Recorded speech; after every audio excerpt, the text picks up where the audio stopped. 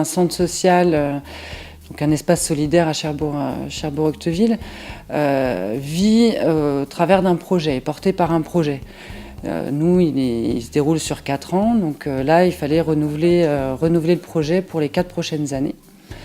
Et c'est la base, en fait, c'est le socle de l'espace solidaire. C'est ce qui va définir tout ce qu'on va faire durant 4 ans. Ce qu'on a souhaité faire, nous, pour ce nouveau projet, en fait, c'était de le construire avec les habitants.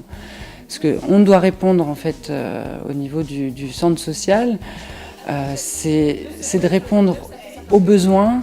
On fait une proposition, soit d'activité, soit de participation, d'échange, d'accompagnement, mais en rapport aux besoins d'un quartier. La démarche de renouvellement de projet devait se réaliser de la façon suivante, c'est-à-dire de faire un diagnostic de territoire pour pouvoir lister les besoins, les besoins des habitants, les besoins du quartier, d'évaluer le précédent projet pour voir si on avait atteint nos objectifs, ce qu'il fallait améliorer, ce qui nous permettait là-dessus, sur ces 2 supports-là, de se projeter sur les prochaines années. C'était essentiel que ça se fasse avec les habitants, qu'on le construise avec les habitants.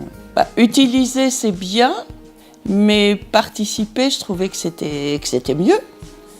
C'était une autre façon de s'engager, de participer à la vie du quartier. C'était essentiellement des discussions, des échanges d'idées, mais tout en vrac. Et puis après, on trie, on améliore, on élimine ce qui est un peu utopique.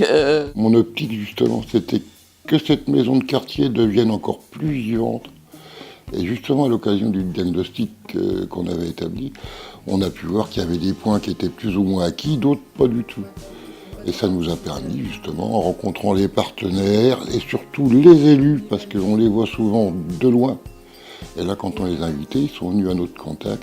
Ça nous a permis de nous rendre compte qu'effectivement, on pouvait, nous, en tant qu'habitants, si on se mobilisait, avec l'appui de professionnels, essayer de faire évoluer certaines choses, d'améliorer des rencontres, des contacts avec d'autres professionnels, que ce soit de la CAF, de la sécurité sociale, de l'éducation. En s'impliquant, on fait vivre notre quartier de la meilleure façon possible. Enfin, on essaye de le faire évoluer, puis de donner aussi une autre image peut-être du quartier.